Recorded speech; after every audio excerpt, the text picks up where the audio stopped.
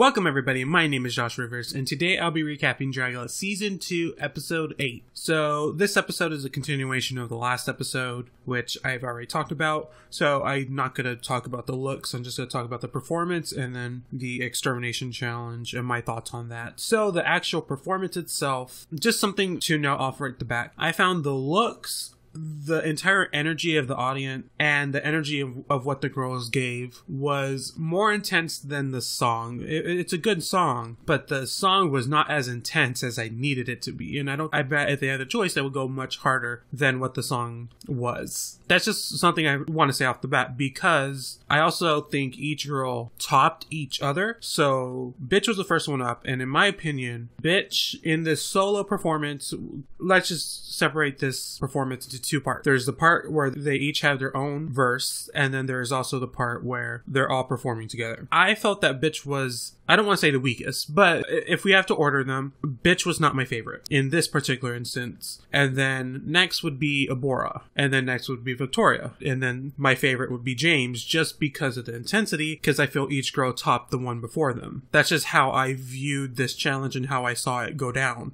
That's not to say anyone did bad. I don't think anyone did bad in this challenge. But Bitch Pudding, in my opinion, I didn't really see her energy go up until it was all the group together. And that is where I found Bitch Pudding to shine with her in the chain. Because, of course, if you're going to notice anybody on stage of those four in that part, you're going to notice the bitch with the smoking chain that's swinging it around. And what I loved about that part is I was scared because I was like, oh, she might hit someone with that chain. I don't want that to happen. But that was an element of danger that really intensified what she was doing on stage, and it really drove your emotions, and that's a good thing. That's a real good thing that she did. So I think in that instance is where her performance went up a notch, and I think surpassed Abora's, who I really liked her initial performance of her solo, but when it came to her with all four performing at the same time, that's when she faded. She was just kind of waving a piece of fabric, and while that's not bad, and it just doesn't catch your eye in the same way that the other girls do, you know, Victoria spitting or James pouring the water on herself or hitting herself with the gun, it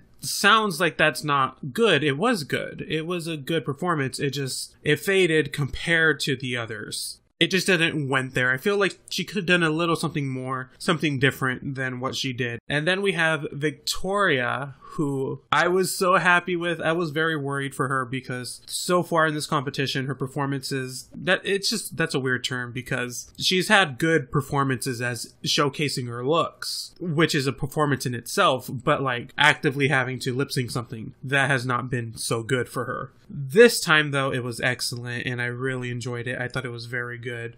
I was so happy. I had a smile on my face. She went in, she did it, and it was good. And her spitting out the water, and that was very punk rock of her, and I love that she did that shit. She really worked it. There was nothing spectacular, nothing that went next level, but it was just such a step up from what we saw before with Victoria, and it made me so happy to see that. And I love seeing Victoria in this light, and her not falling down again when it comes to her performances, because she is a very good queen.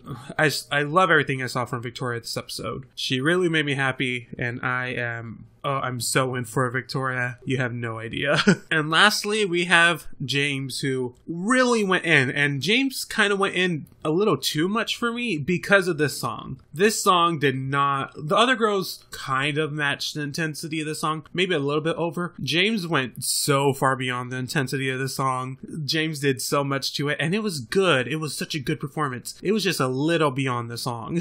I really wish it was a different song. Again, not that it was a bad song. Just that what they wanted to do, what they were dressed like, and what the energy of the audience was not this song. James really went in. James had an amazing look, did everything, was dangerous, was a very dangerous person on stage. And that's kind of what this challenge called for, to really appease the audience, and that's what they wanted. And I love that. The jumping off stage was a great moment.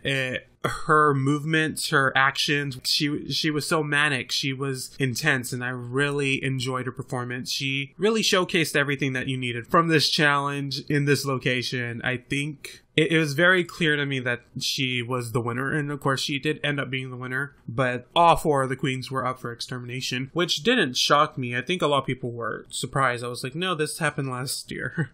You know, all 4 queens were up for extermination. At this point, I think you should all be up for extermination, even if you win. The extermination challenges matter. Do them and do them right. So, the extermination challenge. So, I was really nervous. I thought the extermination challenge was going to be super intense because the Boulets were giving a lot of compliments. Such a lot of compliments, and I was like, there's still 15 minutes left. What's going to happen? But it's this Thunderdome thing where they're on these like bungee cords. It looks like a lot of fun. I'm not a violent person, so I don't really want to deal with that shit. And also, I don't take hits well. I'll hit a bitch back, but I'll cry afterwards. Just know. But it looked fun. So they're in the Thunderdome. They're put in 2 different teams, James and Victoria. And it's very clear that Victoria won. She really went in. She was intense. She was aiming, she was hitting it like no one's business. And I kind of figured that James was going to not win, seeing as how James reacted in the paintball challenge. Basically, the second James got hit in a paintball challenge once, it was over for James. I kind of knew this was going to be the exact same thing here. There was really no fear of James getting eliminated, though. James was going to stay. Done so well in the season that I was not in fear. And Victoria won, she did very well.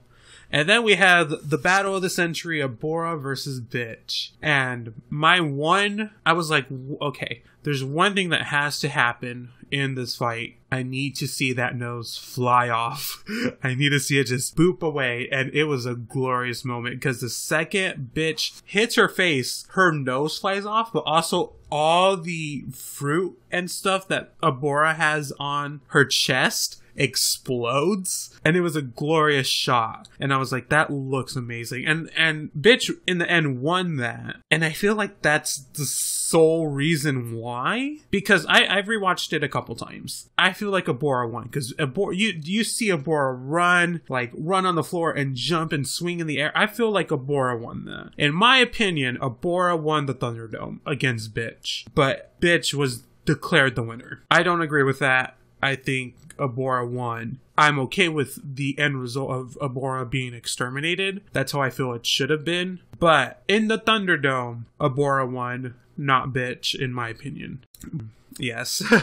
And at the end, we have to say goodbye to Abora, and this extermination was a nice callback to the first episode of Dragula, where they were witches and they have to melt with water, but she actually melted, which is good because last time they just kind of fell to the floor. This time it was just clothes on the floor, and I'm happy with that. It was a good performance. The look was awesome. I love that look she has in her extermination. That might be one of my favorite Abora looks I've seen. I feel like I went by quickly with that one, but we did get to see a small preview of the next episode, the finale, and it looks juicy. Yeah, that is a juicy episode with them on the table. I'm glad to see Abora was there. I was expecting it to be another Pinche moment where it was just a pile of dust and she couldn't attend, and it was just gonna be Abora's clothes in a pile on the table.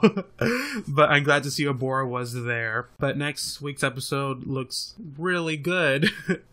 A lot is going to be talked about. A lot of things are going to be addressed, and maybe I might actually talk about what goes down.